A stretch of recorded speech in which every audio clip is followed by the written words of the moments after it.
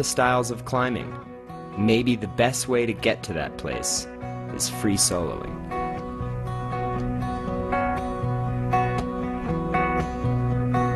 Got no time, got no mind. To be able to free solo something, that is an expression of being so in control that you know you're going to be able to do it without falling. There is a pretty strong mental dialogue and a pretty strong engagement with fear. Time to sink. It's hard to push past that fear.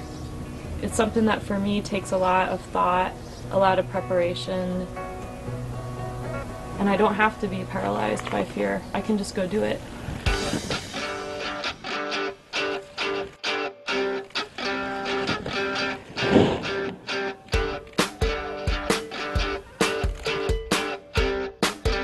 No matter what the discipline, Steph Davis is always pushing her limits. I'm climbing my hardest. You know, there's going to be a lot of times where you're sort of out of control, and you know, that can be really appealing.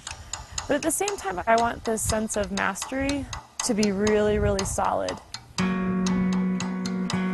With free solo climbing, it's about raising the level at which I feel solid. Raising the level of ropeless climbing has led Steph to her most committing route yet, the 1,000-foot per vertical sanctuary on the legendary Long's Peak Diamond.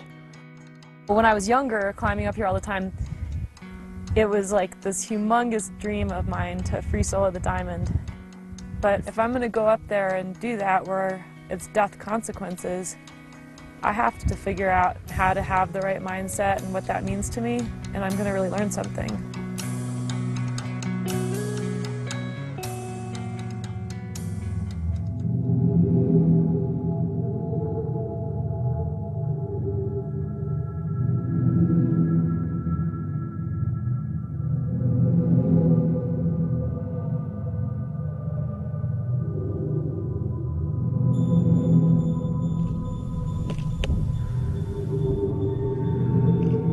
The climbing is pretty steep. It's vertical or overhanging. If you fell off, you'd go down about 1,000 feet.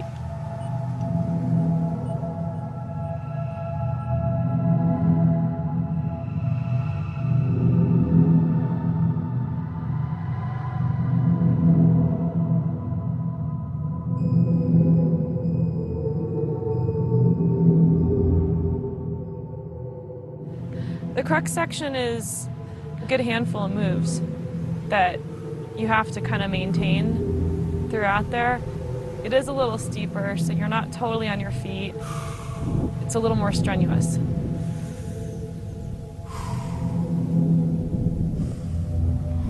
I'm just looking at the rock, thinking, be relaxed, have good feelings.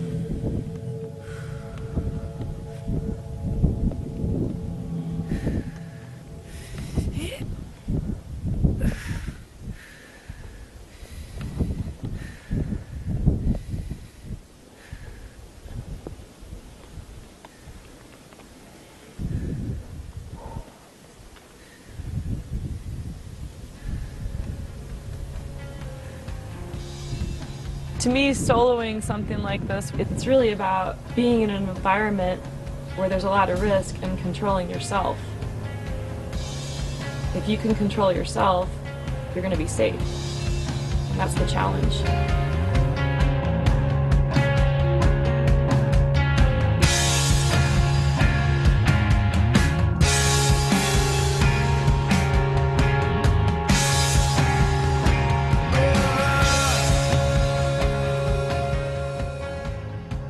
As the years go by, the standards that define the cutting edge get pushed further and further.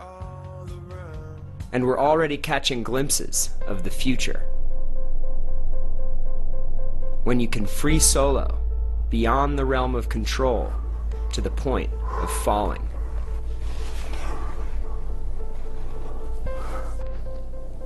That's always been the scariest part in climbing, is falling,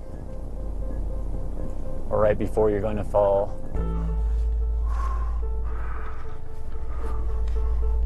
But I thought about free soloing, I think about the moment over and over again of when I would detach from the rock, and that would be it. It would be my death.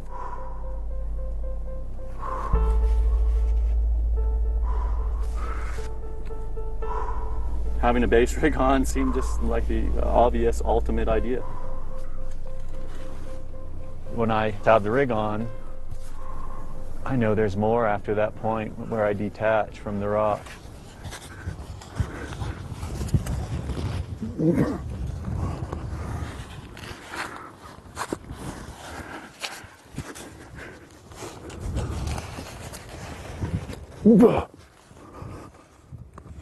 Fuck. Thickening clouds on the Eiger make a safe base exit impossible, forcing Dean to reverse back down the climb.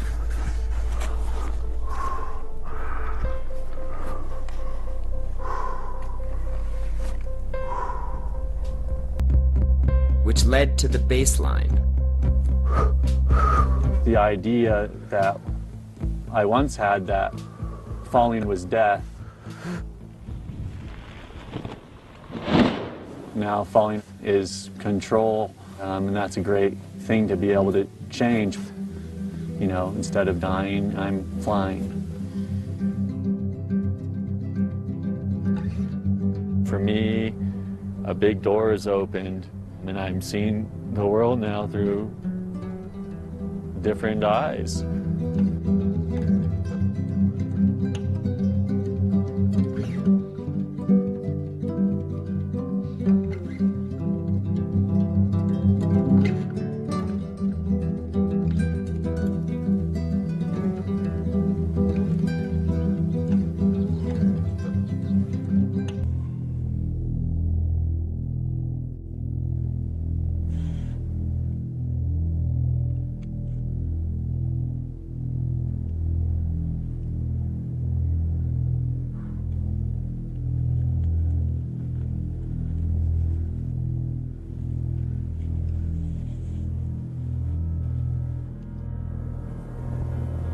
I'm really aware of the exposure, you know, and then I break through into that calm, focused, heightened awareness that attracts me to all these things.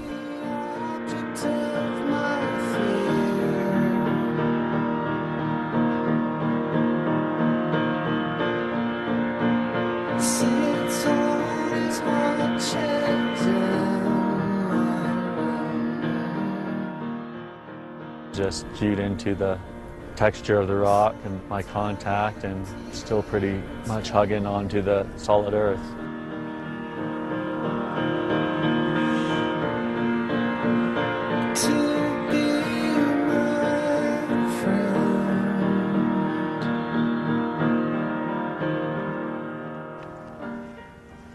The thing that I'm getting out of pushing my limits is that I turn impossible to possible. I turn something I haven't done to something I'm doing.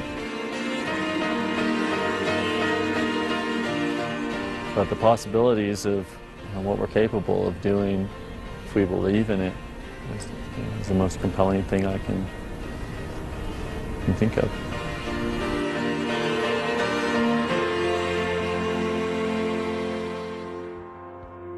Vacuum on your back where you're lifted up, perfecting the shape even more and really flying.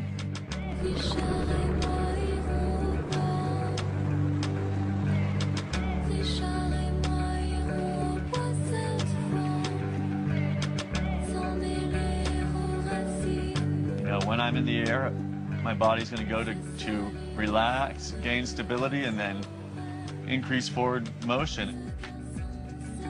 It's so powerful because you are playing with death right then. And it's like, you know, I didn't die, and it feels so good.